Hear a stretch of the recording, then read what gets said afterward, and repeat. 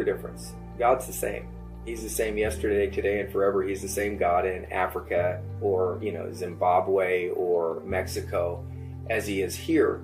I think that we put our faith in God's provision, what's in his hand, that's available to us more easily accessible.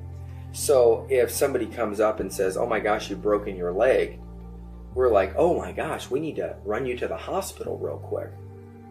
We've got, this insurance or that, and we've got a doctor that's available.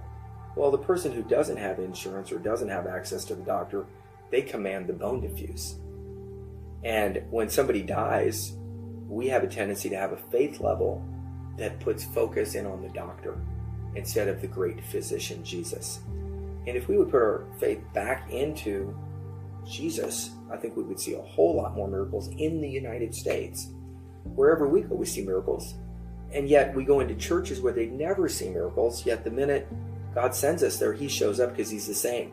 Whether it's a Presbyterian, a Lutheran, a Baptist, a Pentecostal, doesn't matter. The streets, the highways, the byways, he's the same God. I think we need to look to him as the God who raises the dead, not just the God who saves the soul. And I think whatever we see him as, whatever we perceive him as, we can receive him as.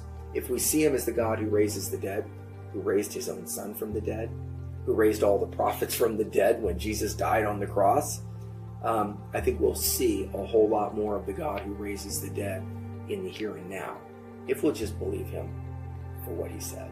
I would say that it's time to really seek God. Get out of the theology books and get into neology. Get on our knees and ask the Lord if these things be so. And I think that we need to spell faith a little differently. We need to spell it R-I-S-K, risk. And that's really what faith is. When the Israelite boys went into the fiery furnace, it was risk. When David went against Goliath, it was risk. When Moses held his staff all night for the Red Sea to part, he's got the army of Pharaoh on him, it's risk. I come from an environment where I was in prison for 20 years, so we had a lot of risk, but it was forced situations. I think when I got out and I walked into churches, there's not a lot of risk that needs to be taken. We just need to keep the boat moving. But we also don't see a lot of miracles because miracles are a product of faith or risk. Peter did the miracle to walk on the water because he got out of the boat. He took a risk. The key was Jesus bid him to come. Lord, do you want me to do this? I'll step out for you.